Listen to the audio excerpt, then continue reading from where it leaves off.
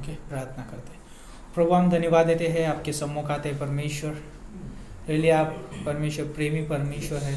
सुबह से लेकर प्रभु अभी तक आपने संभाला है, आपके प्रेम और अनुग्रह के द्वारा हमें अगुवाई किया है। धन्यवाद देते पवित्र आत्मा के लिए जो हमारे अगुवाई का कारण है परमेश्वर। रियली धन्यवाद देते परमेश्वर कि आज इस शाम की सभा में हम यहाँ पर इकट्ठे हैं प्रभु। ये आपकी योजना है, आपके उद्देश्य के लिए, आपकी महिमा के लिए परमेश्वर। प्रभु हम जानते हैं कि प्रभु यीशु मसीह आपकी उपस्थिति हमारी जगह पे, इस जगह पे उपस्थित है परमेश्वर। प्रभु हम प्रार्थना करते हैं कि प्रभु इस शाम के समय परमेश्वर जो भी हम आराधना करेंगे, आपके वचन से सुनेंगे परमेश्वर, वो सिर्फ आपकी महिमा के लिए हो, आपके नाम को ऊंचा उठाने के लिए हो प्रभु। और आपके जो भी भक्तगण है प्रभु यीशु मसीह, आपके स्वभाव, आपके चरित्र में अंश अंश करते बदलते जाए प्रभु, ऐसे हम प्रार्थना करते हैं। आज की सभा आपके हाथों में सौंपते हैं और प्रभु यीशु मसीह आराधना टीम को आपके हाथों में सौंपते हैं। जो भी संदेश रहेगा प्रभु, संदेश को और आपके दास को आपके हाथों में सौंपते गॉड। आप प्रभु अगुवाई करिए। धन्यवाद करते हैं जो भी रास्ते में प्रभु यीशु मसीह आ रहे प्रभु, उनको सहायता करिए, मदद करिए परमेश्वर। धन्यवाद यीशु मसीह के नाम से हम मांगते हैं, आमीन। और इस समय में हम परमेश्वर की आराधना करते हैं, उसके नाम को ऊंचा उठाते हैं। हमको मिली है शांति प्रभु तेरे उदार मन से।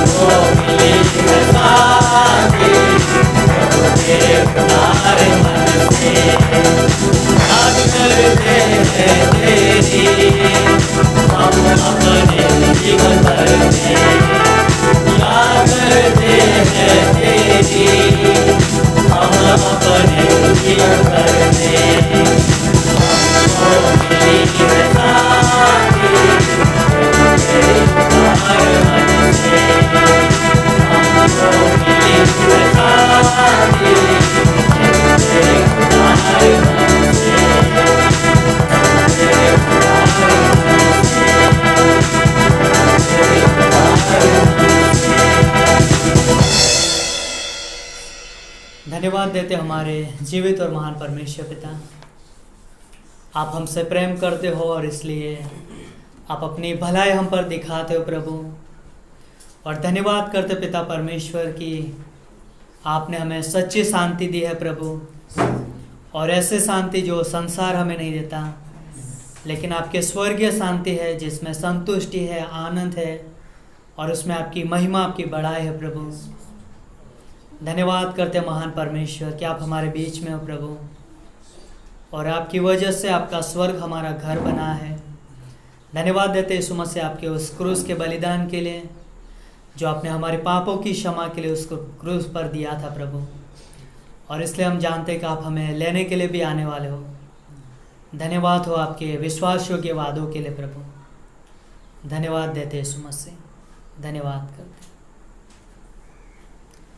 हम हालेलुया हालेलुया कहते हुए उड़ जाने वाले हैं।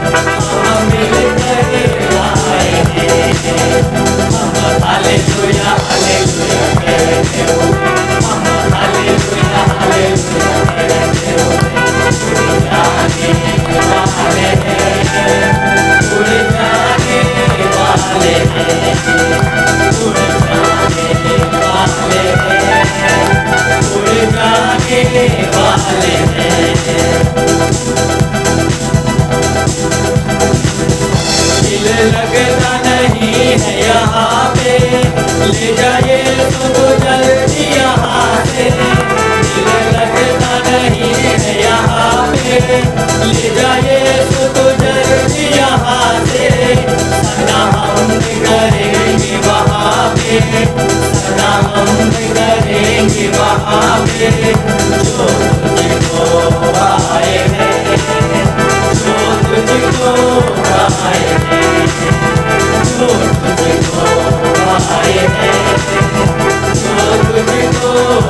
आए हैं। हम हालेलुया हालेलुया कहते हो, हम हालेलुया हालेलुया कहते हुए उड़ जाने वाले हैं, उड़ जाने वाले हैं, उड़ जाने वाले हैं, उड़ जाने वाले हैं, उड़ जाने वाले हैं, उड़ जाने वाले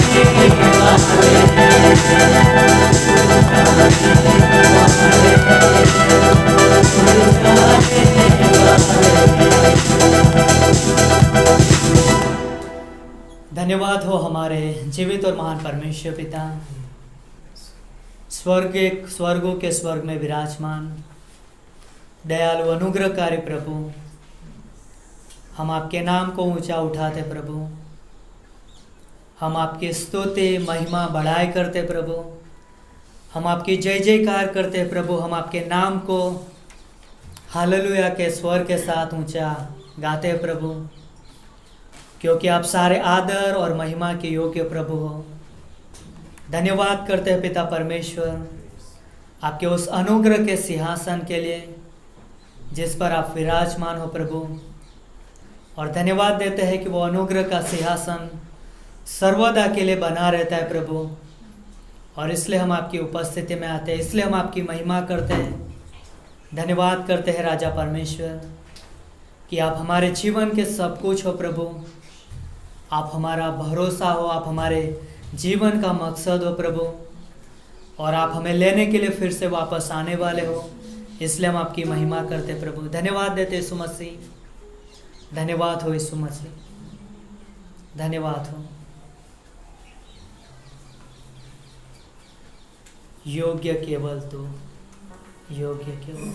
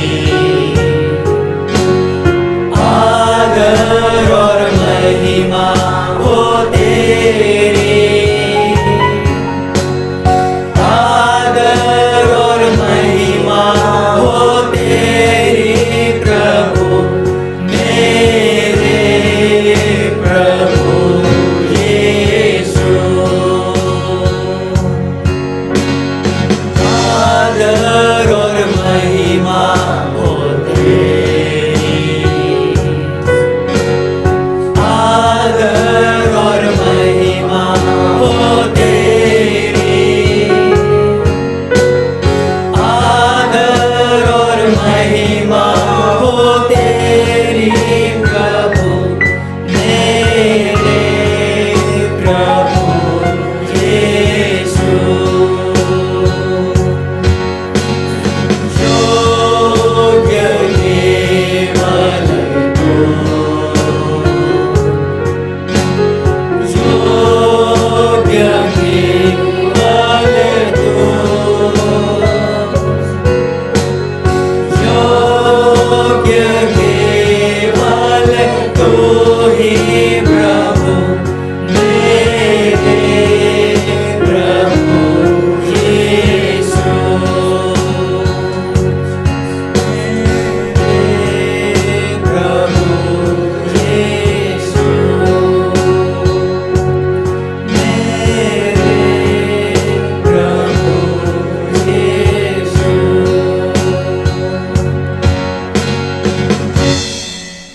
धन्यवाद करते हैं पिता परमेश्वर।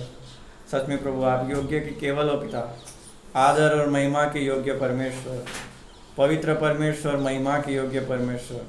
हम आपका धन्यवाद करते हैं प्रभु जी कि आप स्वर्ग में रहकर भी हमारी पिता चिंता करते हो प्रभु जी, हमारी हर एक ज़रूरत को पूरी करते हो परमेश्वर। धन्यवाद करते हैं पिता परमेश्वर। और प्रभु जी आपके अनुग्रह के लिए धन्यवाद देते हैं प्रभु कि आज हम फिर से एक बार प्रभु आपके चरणों के आगे आते हैं पिता परमेश्वर, और हमारे मन को प्रभु आपके सम्मुख लाते हैं पिता।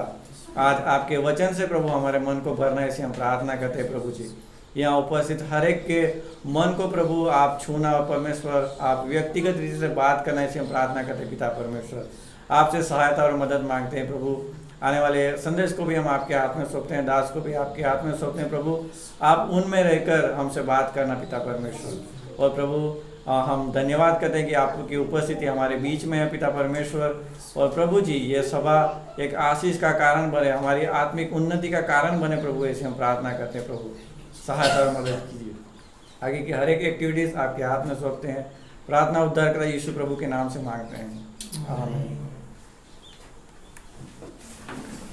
ओके, आप सभी का ग्रेटर ग्रेट झालोद कलीसिया में स्वागत है फिर से एक बार। क्या आप सब लोग आनंदित है? सच में? तो क्यों ना हम परमेश्वर के लिए जोर से ताली बजाए और धन्यवाद दें। कितना अद्भुत और करुणामय परमेश्वर है। तो जैसे कि आराधना टीम ने भी हमको अगुवाई किया है, क्यों ना हम उनके लिए भी ताली बजाए धन्यवाद दें। तो खास करके यहाँ पर मैं आप सभी का स्वागत करना चाहूँगा फिर से एक बार इस मिडवीक सभा में। धन्यवाद आपका आने के लिए और ऑनलाइन जुड़ने के लिए हमारे साथ।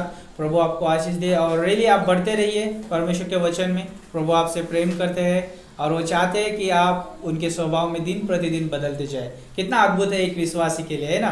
तो कुछ अनाउंसमेंट आपके बीच में मैं करना चाहूँगा। जैसे कि आज हम जानते हैं कि इस बुधवार की मिडवीक सभा में है, जिसे हम मिडवीक सभा कहते हैं।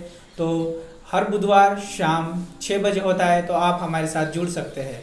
ओके, तो ये हफ्ते में जो क्लासेस है नहीं होंगे, क्योंकि हमारे पास जो है इस हफ्ते में बहुत अद्भुत समय रहने वाला है। कि ये हफ्ते में जैसे कि शनिवार की सुबह 10 बजे ग्रेजुएशन सभा है 18 तारीख को। तो आप ज़रूर उसके लिए प्रार्थना करिए। और हम जानते हैं कि हमारे पास बॉम्बे से टीम आया है, तो इस समय वो रास्ते में है, दूसरी जगह पे विजिट करें, लेकिन वो हमारे बीच में ज़रूर जल्दी आ जाएंगे। तो आप उनके लिए प्रार्थना करिए, उनकी यात्रा के लिए परमेश्वर उनको अच्छा हेल्थ दे, है ना।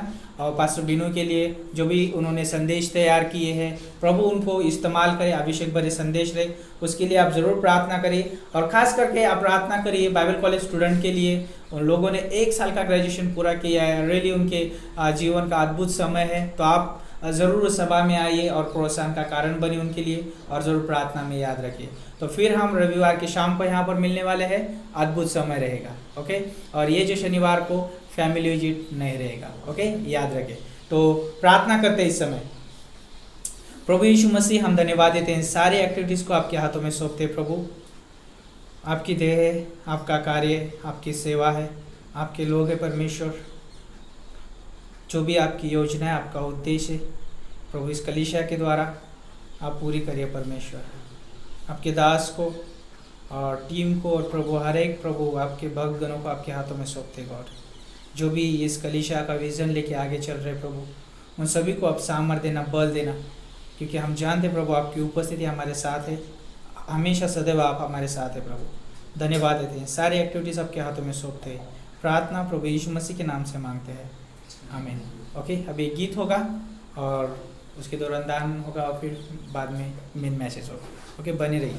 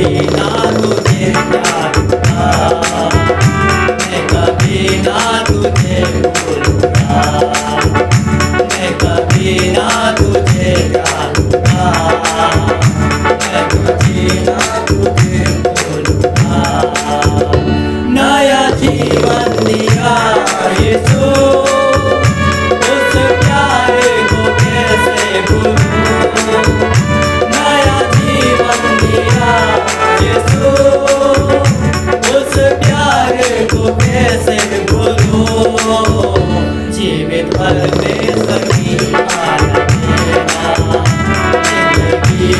में करता रहूँगा, जीवित परमेश्वर की आराधना जिंदगी भर में करता रहूँगा, जीवित परमेश्वर की आराधना जिंदगी भर में करता रहूँगा।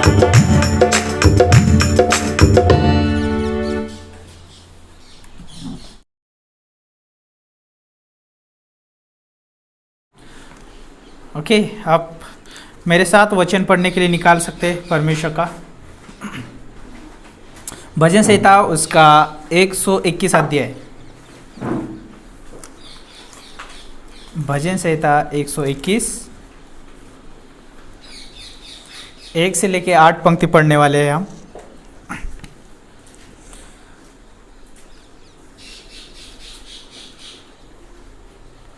भजन संहिता 121 1 से लेके 8 पंक्ति। यहाँ पे बोलता है, मैं अपनी आंखें पर्वतों की ओर लगाऊंगा, मुझे सहायता कहाँ से मिलेगी?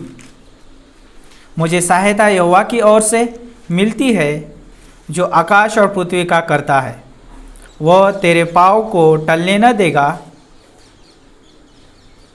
तेरा रक्षक कभी न उगेगा।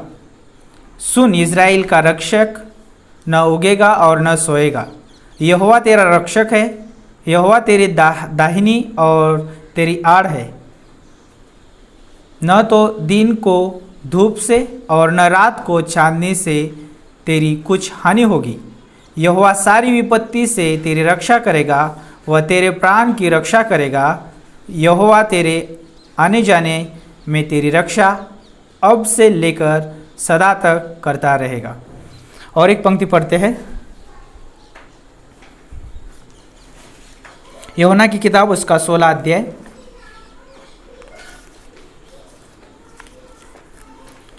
और उसकी 7 पंक्ति। यहाँ पे बोलता है, तो भी मैं तुमसे सच कहता हूँ कि मेरा जाना तुम्हारे लिए अच्छा है, क्योंकि यदि मैं न जाऊँ तो वह सहायक तुम्हारे पास न आएगा, परंतु यदि मैं जाऊँगा तो उसे तुम्हारे पास भेज दूंगा। 13 पंक्ति, परंतु जब वह अर्थात सत्य का आत्मा आएगा तो तुम्हें सब सत्य का मार्ग बताएगा, क्योंकि वह अपनी ओर से न कहेगा, परंतु जो कुछ सुनेगा वही कहेगा और आने वाली बातें तुम्हें बताएगा। तो आइए प्रार्थना करते हैं। प्रभु, हम धन्यवाद देते हैं आपके इस अद्भुत वचन के लिए। परमेश्वर, हम चाहते हैं कि आप हमें अगुवाई करें, समझने के लिए मदद करिए, बुद्धिमत्ता दीजिए। परमेश्वर, पवित्र आत्मा आप हमारे शिक्षक हैं। प्रभु, आप हमें सहायता करें, मदद करें। आप हमारे सहायक हैं प्रभु। प्रभु, आपके लोग हैं, आपका वचन है प्रभु, आपका दास है परमेश्वर। अभिषेक करना और ये समय जो है प्रभु, हम सिर्फ आपकी ओर ध्यान लगाए परमेश्वर। हर एक डिस्टर्बेंस आपके नाम से दूर हो जाए प्रभु। आप परमेश्वर रियली आज हमारे बीच में उपस्थित है, धन्यवाद करते हैं। यीशु मसीह के नाम से मांगते हैं, आमीन। ओके, जब हम भजन संहिता 121 अध्याय में जब हमने पढ़ा, यहाँ पर जो पहली पंक्ति बहुत अद्भुत कहती है। बोलता है कि मैं अपनी आंखें पर्वतों की ओर लगाऊंगा, मुझे सहायता कहाँ से मिलेगी? और बोलता है, आगे बोलता है, मुझे सहायता यहोवा की ओर से मिलती है, और जो आकाश और पृथ्वी का करता है। कितना अद्भुत है ना? तो एक मनुष्य को याद रखना बहुत ज़रूरी है कि उसके जीवन में कि उसको सहायता जो है परमेश्वर की ओर से मिलती है। कहाँ से मिलती है? परमेश्वर की ओर से मिलती है। तो एक विश्वासी, एक व्यक्ति कह सकता है, मेरी सहायता परमेश्वर की ओर से मिलती है। क्या मिलती है? सहायता मुझे परमेश्वर की ओर से मिलती है। हो सकता है इस संदेश का आप शीर्षक ये दे सकते हैं, मेरी सहायता परमेश्वर की ओर से है। जो भी चीज़ हम सुबह से लेकर शाम तक, और हम जब भी सोते हैं और जो भी हम कुछ करते हैं 24 घंटे में, वो सारी चीज़ें परमेश्वर हमें क्या करता है? सहायता करता है उसमें। सोचिए कि हम दिन भर काम करते हैं, 12 घंटे हमारे पास दिन में है, और फिर रात का जो समय हम विश्राम करते हैं, है ना, हम पूरी तरह से गहरी नींद में रहते हैं। लेकिन जो हमारा परमेश्वर जो है वो कभी सोता नहीं है, वो कभी झपकी भी नहीं मारता है है ना। और 24 आवर्स हमारे लिए क्या रहता है, तैयार रहता है, हमारे लिए जागता रहता है, हमें वो सहायता और मदद करने के लिए क्या होता है, हमेशा के लिए तैयार रहता है। सोचिए कि जब इन पंक्तियों को हम पढ़ते हैं तो ऐसा लगता है कि एक पिता का और एक पुत्र का रिश्ता हमें यहाँ पर दिखाई देता है। जब एक विश्वासी एक व्यक्तिगत रूप से लेगा इसको, तो जैसे मानो कि ये व्यक्तिगत बातें चल रही है कि धन्यवाद दिया जा रहा है कि परमेश्वर क्या है, मेरी सहायता करता है, परमेश्वर क्या है, मेरी रक्षा करता है, सुरक्षा देता है मुझे। कितनी अद्भुत है ये बातें। सोचिए कि एक व्यक्ति के जीवन के बारे में, एक विश्वासी के जीवन के बारे में, कि दिन प्रतिदिन जब वो परमेश्वर में जीवन जी रहा है, आत्मिकता में जीवन जी रहा है, तो उसको उस परमेश्वर की सहायता की ज़रूरत है। बिना परमेश्वर की सहायता से वो आत्मिक जीवन नहीं जी सकता है, वो बिना परमेश्वर की सहायता से कुछ भी नहीं कर सकता है। और जब आप आयुब की किताब में जब आप पढ़ेंगे तो वहाँ पर बोलता है कि आयुब की किताब में इस रीति से बोलता है, यदि परमेश्वर अपने श्वास वापस ले तो जो मनुष्य जाति जो है एक ही क्षण में क्या हो जाएगी, ढेर हो जाएगी, पूरे मर जाएंगे लोग। सोचिए कि कितना अद्भुत वहाँ पे वचन बोलता है। लेकिन परमेश्वर जो है अनुग्रहकारी प्रेमी परमेश्वर है, ये नहीं करता है परमेश्वर, क्योंकि प्रेम करता है। इसलिए एक मनुष्य को हमेशा परमेश्वर की सहायता की ज़रूरत है। बिना परमेश्वर की सहायता से मनुष्य कुछ नहीं कर सकता, अपनी श्वास भी नहीं ले सकता बिना परमेश्वर की सहायता से। हर एक मनुष्य के लिए यहाँ पर जब आप प्रेरितों के काम उसका 3 अध्याय में आते हैं, यहाँ पर एक अद्भुत एक स्टोरी आपको दिखाई देगी। और यहाँ पर एक सुंदर फाटक है, और वहाँ पर जो एक भिखारी व्यक्ति है वहाँ पर उस फाटक के सामने बैठता है दिन प्रतिदिन, और क्या करता है, भीख मांगता है। क्यों मांगता है, वो अपनी ज़रूरतों को पूरी करना चाहता है ना।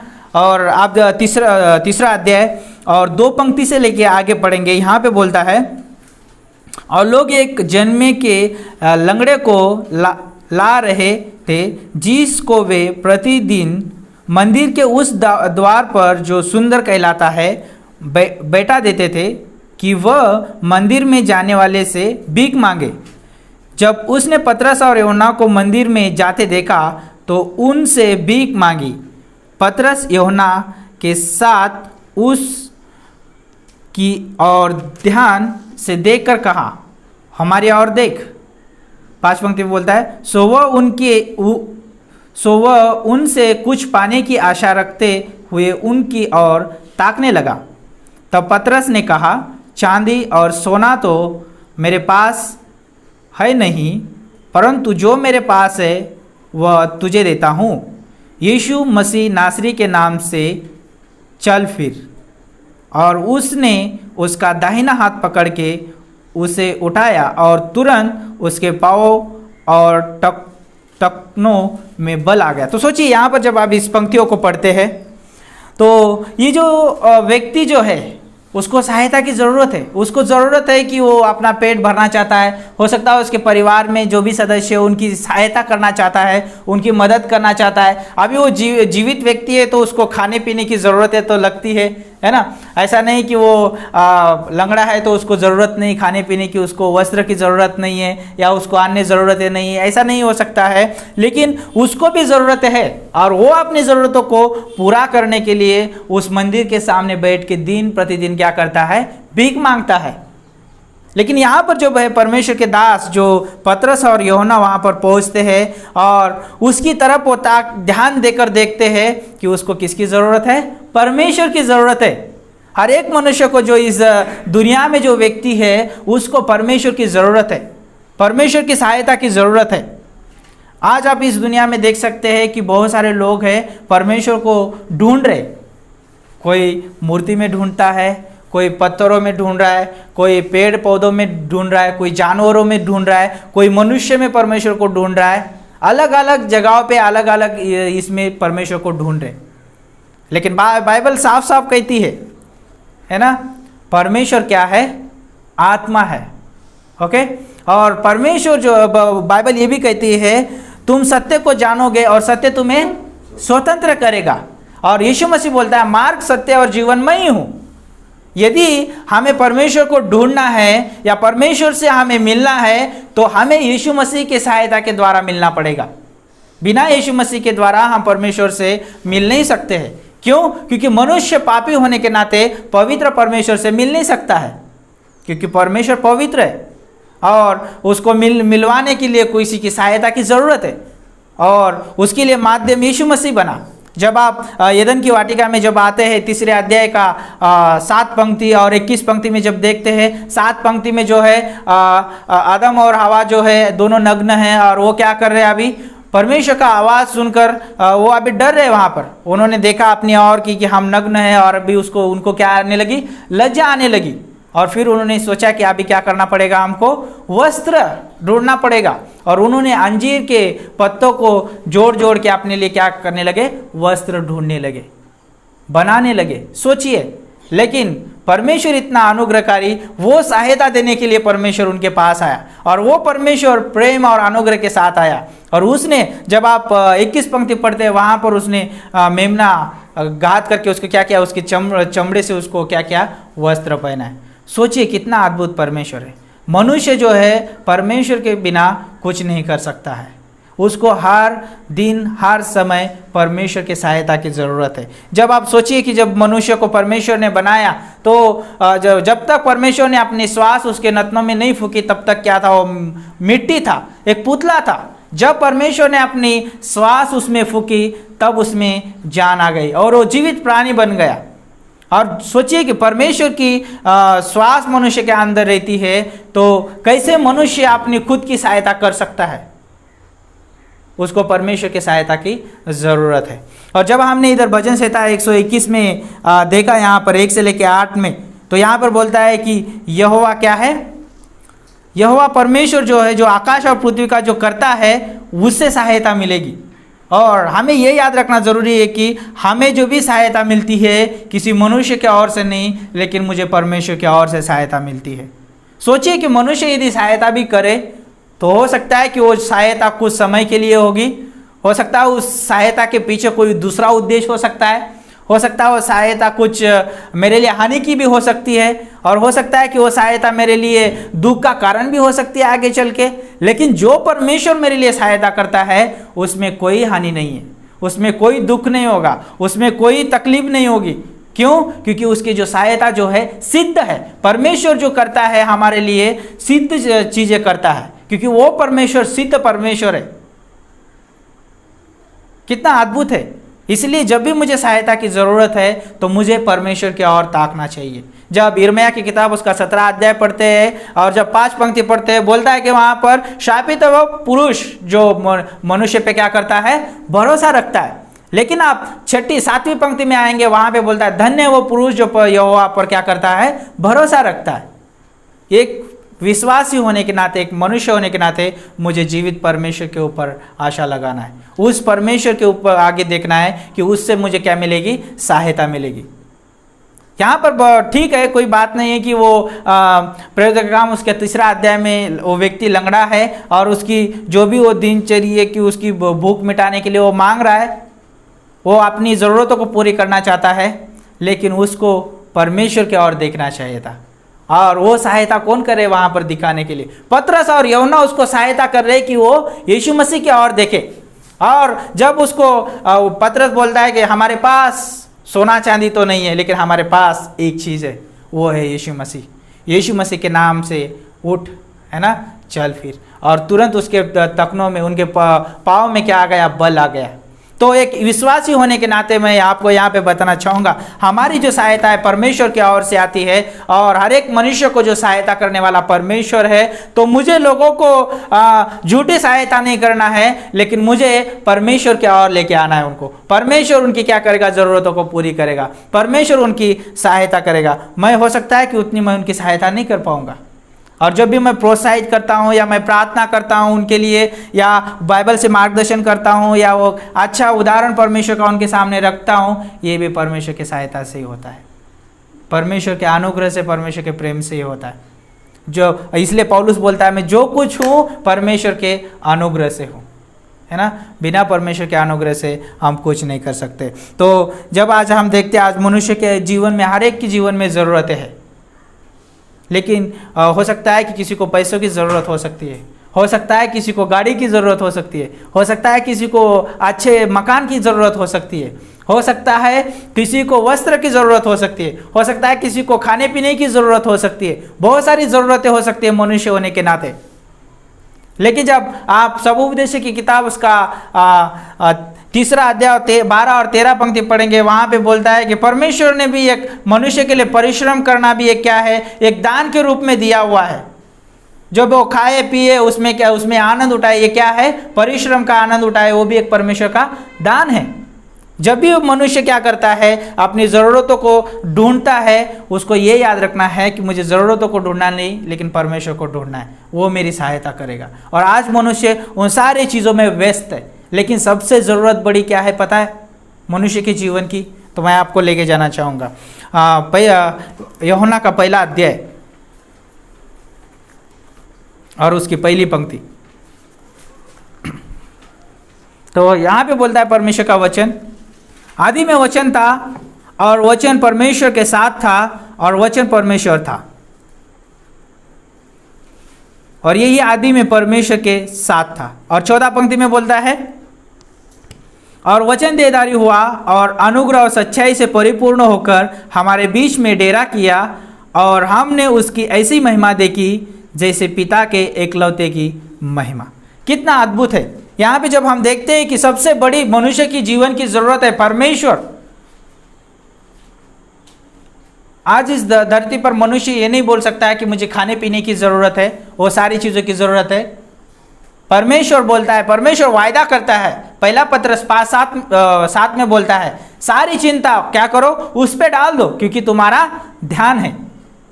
हमें उन सारी चीज़ों के बारे में चिंता नहीं करना है, मुझे उन सारी चीज़ों को खोजना नहीं है, मुझे किसको खोजना है, परमेश्वर को खोजना है। चाहे विश्वासी हो चाहे अविश्वासी हो, उसको परमेश्वर की क्या है, ज़रूरत है।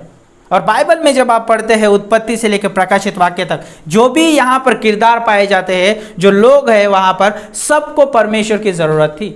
और जब भी वो विपत्ति में पड़े रहे और संकटों का उनको सामना करना पड़ा, परमेश्वर ने उनकी सहायता की, परमेश्वर ने उनको वहाँ से छुड़ाया। सोचिए, एक दिन आप भी और हम भी एक दिन बहुत सारी गलत आदतों में पड़े हुए होंगे, या हो सकता है कि गलत मार्ग में चलते होंगे, हो सकता है कि संसार के रीति रिवाजों में हम जीवन जीते होंगे, लेकिन परमेश्वर ने हमें क्या किया, सहायता किया उसमें से निकालने के लिए।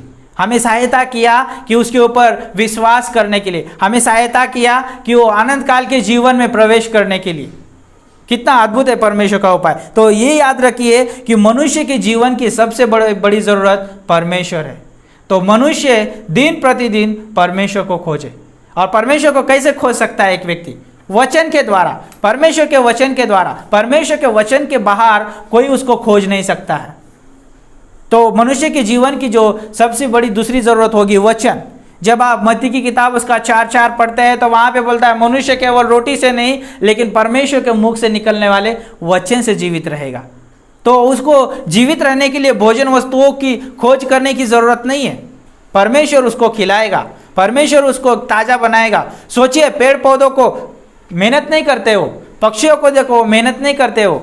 सोचिए कि बाइबल में जो परमेश्वर का व्यक्ति है एलिया, उसको कौवे ने उसको खाना खिलाया। कौवा पता है मांस का कितना दुश्मन रहता है, वो कभी ला के नहीं देगा, वो सड़ा हुआ भी रहेगा तो खुद ही नोच नोच के खा के भाग जाएगा। लेकिन परमेश्वर ने उसके द्वारा भी क्या किया, अपने दास की क्या किया, ज़रूरत को पूरी किया। तो परमेश्वर सहायता करता है। तो हमें उन सारी चीज़ों में हमें व्यस्त नहीं रहना है, हमें परमेश्वर में व्यस्त रहना है, परमेश्वर की तरफ देखना है, परमेश्वर हमें सहायता करेगा। अब भजन संहिता 119 का 11 पंक्ति पढ़ेंगे, बोलता है, तेरा वचन मैंने अपने हृदय में रख छोड़ा है ताकि मैं तेरे विरोध में पाप ना करूं। और आप भजन संहिता 119 का 5 पढ़ेंगे, वहाँ पे बोलता है, तेरा वचन मेरे पाँव के लिए दीपक और मेरे मार्ग के लिए क्या है, उजियाला है। जब एक मनुष्य अपने जीवन की जो ज़रूरत को, वचन को ज़रूरत मानता है, तो वचन उसकी अगुवाई करता है। कैसे? परमेश्वर के खिलाफ पाप करने में, क्या पाप में ना गिरे इसके लिए क्या करता है, हमें सावधान करता है, बताता है हमें, है ना, और हमें वो सतर्क करता है। और हमेशा वो हमारे पाँव के लिए क्या होता है, दीपक बनता है, मार्ग के लिए क्या बनता है, उजियाला बनता है। कितना अद्भुत है परमेश्वर का वचन। और हम जानते हैं, बाइबल कहती है जो वचन जो है यीशु मसीह है। यीशु मसीह हमेशा क्या करता है, मदद करता है। परमेश्वर यीशु मसीह है, ओके। और वचन यीशु मसीह है, हमेशा मदद करता है, हमेशा सहायता करने के लिए तैयार है। ओके। जब मनुष्य पाप में गिरा, परमेश्वर खड़ा हुआ उस व्यक्ति को पाप से निकालने के लिए, सहायता करने के लिए तैयार हो गया। सोचिए कि आप किसी तालाब के किनारे बैठे हैं या कुएं के साइड में बैठे हैं और सोचिए कि वहाँ पे कुत्ता और या छोटी बिल्ली गिर गई, तो क्या आप उसको देखेंगे, उसको मरने देंगे? उसको क्या करेंगे? आप सहायता करने की कोशिश करेंगे, उसको बाहर निकालने की कोशिश करेंगे। लेकिन जब वो पानी में गिरा है तो उसके पास योग्यता नहीं है कि बाहर आने की, उसके पास कोई उपाय नहीं है, कोई चारा नहीं है, सिर्फ उसके सामने अभी मौत है। और मौत के बाद उसके पास उसका जीवन है या क्या है, उसके पास कुछ आगे का पता नहीं है। उसी रीति से जब मनुष्य के जीवन के बारे में देखते हैं, मनुष्य पाप में गिरा था और पाप की मजदूरी मृत्यु है। परमेश्वर की महिमा से रहित हो गया, बाहर चला गया वो। अभी उसके पास कोई उपाय नहीं कि वो बच सके और परमेश्वर के साथ उसका मेल मिलाप हो जाए। लेकिन खुद यीशु मसीह ने वो कदम उठाया। उसने चाहा कि अब ये नहीं बच सकता है, अब ये मेरे से हमेशा हमेशा के लिए दूर हो सकता है। क्या करना पड़ेगा? मुझे ही उसको सहायता करना पड़ेगा। और खुद यीशु मसीह इस धरती पर आया और उसने मनुष्य जाति के लिए उस क्रूस पे अपना प्राण दिया, अपनी जान दी। उसने अपना लहू बहाया, कीमती लहू बहाया, पवित्र बलिदान दिया और उसने एक ही समय पे पूरी कीमत चुका दी। एक ही समय पे उसने पूरी आवश्यकताओं को पूरा कर दिया। अब कोई नहीं बोल सकता है कि ये नहीं बोल सकता है कि मेरे लिए एक बलिदान की ज़रूरत है। कोई नहीं बोल सकता है, क्योंकि ऑलरेडी क्या हो गया? भुगतान हो चुका है, बलिदान हो चुका है। सिर्फ अभी यीशु मसीह पे विश्वास करने की ज़रूरत है। आज जो व्यक्ति के मनुष्य के जीवन की ज़रूरत ये है कि परमेश्वर है, दूसरा वचन है। तीसरी बात यह है सुसमाचार। क्या है? सुसमाचार। मैं जानता हूं कि एक मैं मसीह होने के नाते मेरे पास सुसमाचार है। यीशु मसीह मारा गया, गाड़ा गया और तीसरे दिन जी उठा। पहला कुरिन्थियों 15 उसका 3 और 4 के अनुसार यीशु मसीह पवित्र शास्त्र के अनुसार मारा गया, गाड़ा गया और तीसरे दिन जी उठा। मेरे पास सुसमाचार है और मुझे क्या करना है? लोगों तक लेके जाना है। सुसमाचार जो है जीवन लेके आता है। सुसमाचार जो है लोगों में क्या करता है? जीवन लेके आता है। और सुसमाचार ये है कि यीशु मसीह हमारे लिए क्या हुआ? मारा गया, गाड़ा गया और तीसरे दिन जी उठा। सुसमाचार जीवन लेके आता है और आज मनुष्य के जीवन की सबसे बड़ी ज़रूरत है। यदि कोई परमेश्वर का वचन सुनता है, वो सुसमाचार पे विश्वास करता है, वो बचाया जाता है। यूहन्ना 3:16 के अनुसार उसके लिए हमेशा के लिए स्वर्ग का द्वार खुल जाता है। यूहन्ना का पहला अध्याय 11 और 12 पंक्ति के अनुसार वो परमेश्वर की संतान बनता है, उसको सारा अधिकार दिया जाता है। कितना अद्भुत है! वो परमेश्वर सारी आवश्यकताओं को पूरी करता है, सारी ज़रूरतों को पूरी करता है। कब? जब एक व्यक्ति यीशु मसीह को उद्धारकर्ता के रूप में स्वीकार करता है, जब वो सुसमाचार पर विश्वास करता है। और हम जानते हैं कि यीशु मसीह का आने का मकसद वही था। लूका का 19:10 के अनुसार मनुष्य का पुत्र खोए को ढूंढने और उनका उद्धार करने के लिए आया। ये सबसे बड़ी आवश्यकता थी कि मनुष्य के जीवन की क्या आवश्यकता थी? उद्धार की ज़रूरत थी। अब चौथी बात अगर लिखना चाहेंगे, तीसरी बात तो उद्धार है। मनुष्य के जीवन की सबसे बड़ी ज़रूरत है उद्धार। आज उद्धार के लिए लोग क्या क्या नहीं करते? वो उपवास करते हैं, बहुत पैदल यात्रा करते हैं, है ना, पहाड़ों में चढ़ जाते हैं, अपने आप को घायल कर देते हैं, अपने आप को ठेस पहुंचाते हैं, अपने आप को पूरा ख़त्म करने की कोशिश करते हैं। इतना ही नहीं, वो संन्यास भी ले लेते हैं ताकि उसके द्वारा मुझे मोक्ष मिल सकता है। ये भी सोचते हैं लोग कि जो जीवन जो है जीवित होकर भी वो क्या करते हैं? कई बार लोग क्या करते हैं? जीवित समाधि भी लेते हैं। क्या होगा? उससे मुझे मोक्ष मिल सकता है। लेकिन परमेश्वर नहीं चाहता वो, वही उस रीति से मोक्ष नहीं मिलता है, उस रीति से उद्धार नहीं मिलता है। यदि इस रीति से उद्धार मिलता, मनुष्य अपना उद्धार के लिए कोई काम ढूंढता, तो यीशु मसीह का मरना ठीक नहीं था फिर, है ना। कोई पवित्र नहीं था, पवित्र सिर्फ परमेश्वर था और पवित्र बलिदान की मांग करता परमेश्वर, और परमेश्वर खुद आया और उसने बलिदान दिया। आज आप देखते हैं कि एदन की वाटिका में जब देखेंगे उस उत्पत्ति की किताब में, जैसे हमने वो पहले ही बात किया कि 3 अध्याय 7 पंक्ति और 21 पंक्ति में उन्होंने अपने खुद के कार्य के द्वारा क्या करना चाहा? अपने आप को ढकना चाहा। लेकिन पत्ते परमेश्वर के नज़रों के सामने टिक नहीं सकते हैं, है ना। इसलिए परमेश्वर ने सोचा कि मैं अपनी धार्मिकता उसको देना चाहता हूँ। परमेश्वर ने अपनी धार्मिकता मनुष्य को दिया। जो भी विश्वास करता है यीशु मसीह पे, उसकी क्या होती, परमेश्वर की धार्मिकता उसको मिल जाती है। उसको वो आनंद काल के वस्त्र मिल जाते हैं जिसमें परमेश्वर उसको देखना चाहता है। कितना अद्भुत है ये। और मैं आप आज यहाँ पर बताना चाहूँगा जो चौथी जो ज़रूरत है, प्रार्थना की ज़रूरत है। मेरे खुद के लिए प्रार्थना की ज़रूरत है, दूसरों के लिए प्रार्थना की ज़रूरत है। यदि कोई बीमार व्यक्ति है उसको प्रार्थना की ज़रूरत है। यदि कोई उदास है, कोई परेशानी में तकलीफ से गुजर रहा है, उसको प्रार्थना की ज़रूरत है। बहुत सारे लोग आज प्रार्थना करते हैं, लेकिन विश्वासी की प्रार्थना में प्रभाव है। जब याकूब की किताब उसका 5 अध्याय 16 पंक्ति पढ़ेंगे तो वहाँ पे बोलता है कि धर्मी जन की प्रार्थना में क्या है, प्रभाव है। उसकी प्रार्थना जो प्रभावशाली होती है। जब एक कमजोर विश्वासी घुटने टेके प्रार्थना करता है तो सोचिए कि परमेश्वर खुद उसकी प्रार्थना को सुनने के लिए क्या होता है, खड़ा हो जाता है। उसकी सहायता करने के लिए खड़ा हो जाता है, उसकी मदद करने के लिए परमेश्वर तैयार होता है। कितना अद्भुत है एक विश्वासी के लिए। तो इसलिए बाइबल कहती है कि निरंतर प्रार्थना में लगे रहो, है ना। हमेशा लगातार हमें प्रार्थना में बने रहना है। प्रार्थना करने का मतलब ये नहीं कि सिर्फ मुझे आंखें बंद करना है, घुटनों पे जाके प्रार्थना करना है। हो सकता है मैं चलते चलते प्रार्थना कर रहा हूँ, हो सकता है मैं कहीं बैठा हूँ वहीं पे मैं प्रार्थना कर रहा हूँ, हो सकता है कि अलग अलग मैं स्थान में हो सकता हूँ, प्रार्थना कर सकता हूँ। गाड़ी चला रहा हूँ तो भी प्रार्थना कर सकता हूँ। आंखें बंद करने की ज़रूरत नहीं मुझे गाड़ी चला के प्रार्थना करने में, है ना। मुझे परमेश्वर के साथ प्रार्थना में समय मिलना चाहिए। ओके, तो पांचवी बात यह है, सही शिक्षा देने वाली कलीसिया होनी चाहिए। क्या होनी चाहिए?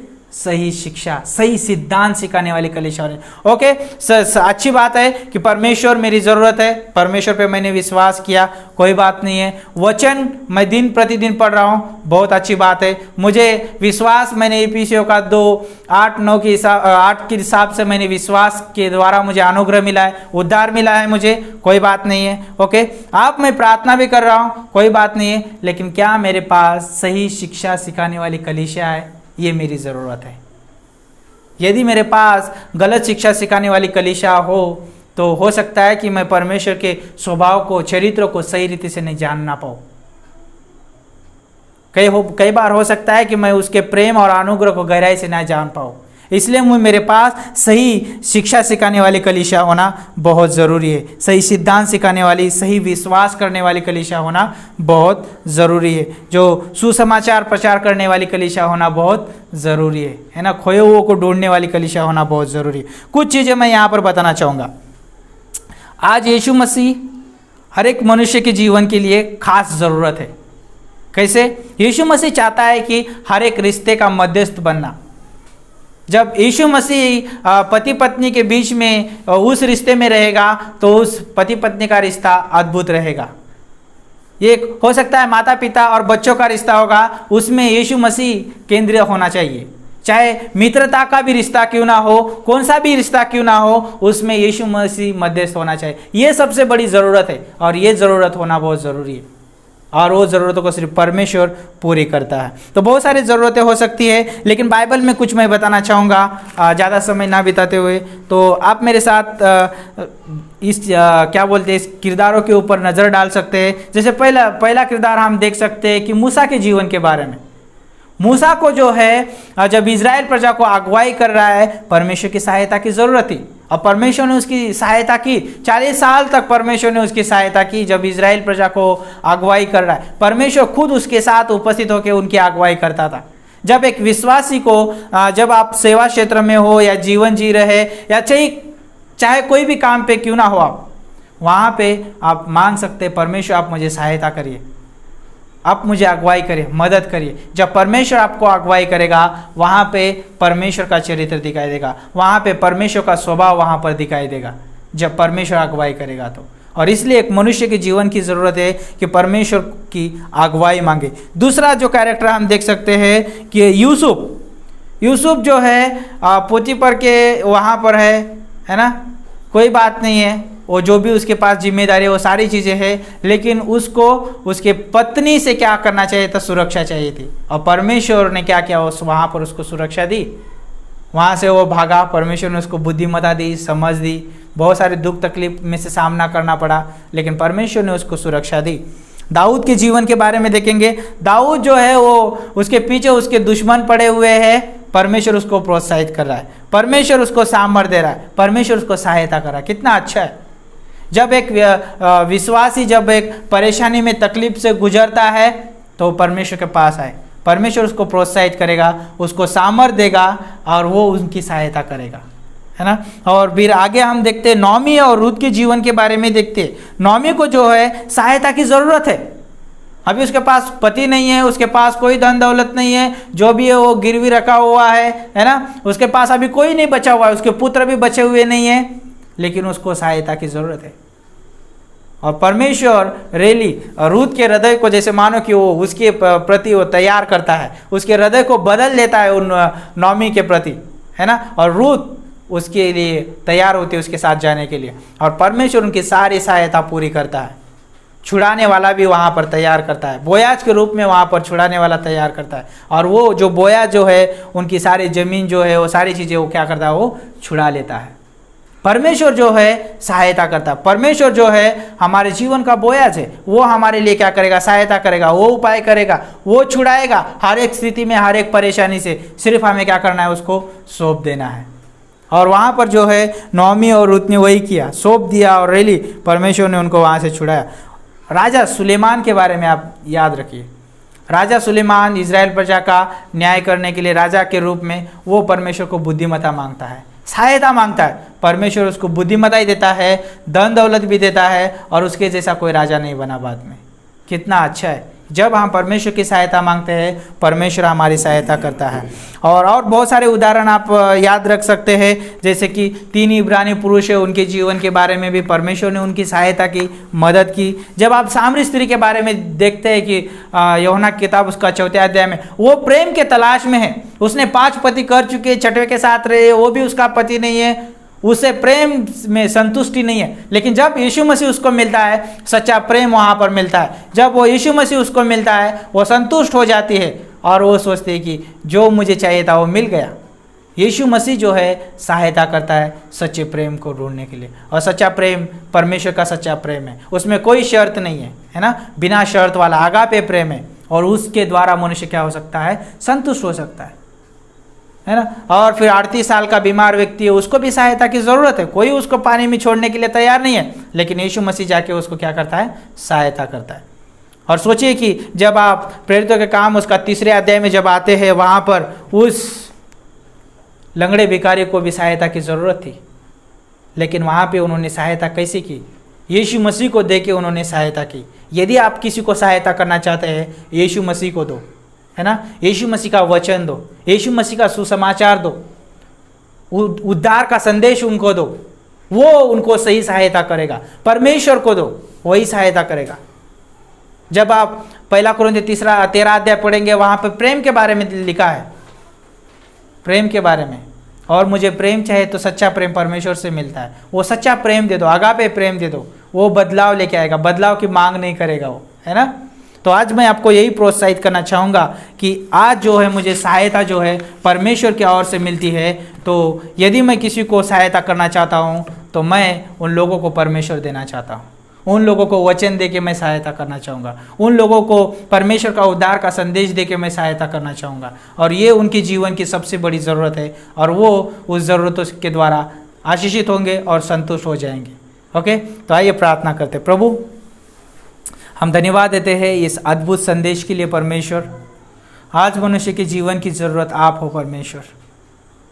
और प्रभु, हम जानते हैं कि मनुष्य जो है प्रभु, पाप की वजह से नरक में नहीं जाएगा परमेश्वर, लेकिन आपके ऊपर विश्वास ना करने की वजह से वो नरक जाएगा परमेश्वर। प्रभु, आपने उपाय करके रखा है प्रभु, और हम एक विश्वासी होने के नाते प्रभु, आपने मत्ती की किताब उसका 28 अध्याय 18 से लेकर 20 में आपने आज्ञा दिया है प्रभु, हम लोगों तक पहुँचे और प्रभु आपका स्वभाव, आपका वचन, आपका उद्धार का संदेश दे सके परमेश्वर। सामर्थ्य देना परमेश्वर, कलीसिया को प्रभु आप मजबूत करना, अगुवाई करना परमेश्वर, ताकि प्रभु यीशु मसीह मनुष्य के जीवन की ज़रूरत प्रभु आप हो और वो पूरी हो सके परमेश्वर। धन्यवाद करते प्रभु, आगे का समय आपके हाथों में सौंपते। प्रार्थना प्रभु यीशु मसीह के नाम से मांगते हैं, आमीन आमीन। आइए हम अपने स्थानों पर खड़े होते हैं और इस सभा का अंतिम गाना गाते हैं। और बहुत ही अद्भुत संदेश था कि परमेश्वर हमारा सहायक है ना, और बहुत सारी अद्भुत बातें बताई। तो क्यों ना इस समय हम परमेश्वर की महिमा करते हैं और नीले आसमां के पार जाएंगे, मेरा यीशु रहता वहाँ।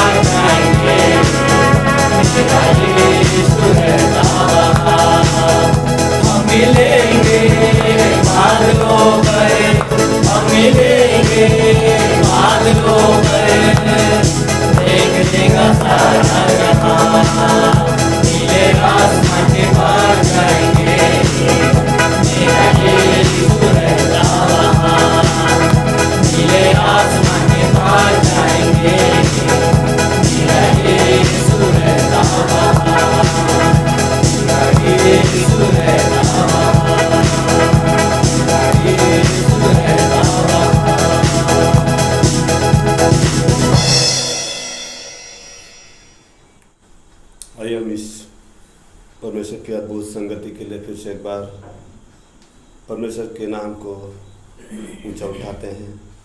शुरू से आखिरी तक की सभा में परमेश्वर ने हमें अनुग्रह दिया, वचन की सेवा में आराधना के द्वारा, सभी चीज़ों के द्वारा परमेश्वर ने हमें बहुत ऐसे आशीषित किया है, इसलिए परमेश्वर को हम धन्यवाद देते हैं। अनुग्रहकारी परमेश्वर पिता, हम फिर से एक बार तेरे पवित्र नाम को ऊंचा उठाते हैं पिता परमेश्वर। शुरू से आखिरी तक की सभा में तेरा अनुग्रह, तेरी महान पवित्र उपस्थिति हमारे जीवनों में हमने पाया है, इसीलिए हम तुझे धन्यवाद देते पिता परमेश्वर। धन्यवाद देते पिता परमेश्वर, आज की आराधना के माध्यम में तेरी अद्भुत महिमा हमारे सभी के जीवन में परमेश्वर आपने दिया, इसलिए हम तुझे धन्यवाद देते पिता परमेश्वर। जो भी आज की आराधना में वचन दिया गया, आराधना वर्षिक टीम के द्वारा जो भी गीत उगाया गया, सभी बातों में परमेश्वर तूने हमें आशीषित किया, इसलिए हम तेरा धन्यवाद देते हैं। धन्यवाद देते हैं यहाँ की कलीसिया के लिए पिता, जो भी आपकी सेवा में इसी जगहों में परमेश्वर बड़ा दर्शन के साथ आगे बढ़ रही है, इसलिए भी धन्यवाद देते पिता। ये स्थानिक पासवान के लिए भी धन्यवाद देते पिता, और भी आगे सारी सेवा में आगे बढ़ने के लिए तू हमें मदद कर पिता परमेश्वर। आने वाले दिनों में पिता, शुक्रवार, शनिवार, रविवार 3 दिन की सभा पिता परमेश्वर, सारी चीज़ों में तू हमें मदद कर पिता परमेश्वर। आने वाली टीम को भी तू पिता परमेश्वर मदद कर, यही हमारी प्रार्थना पिता। धन्यवाद देते पिता परमेश्वर, आदर मान हम तुझे देते, यही प्रार्थना हमारे प्रभु यीशु मसीह के नाम से पिता मान्य करो।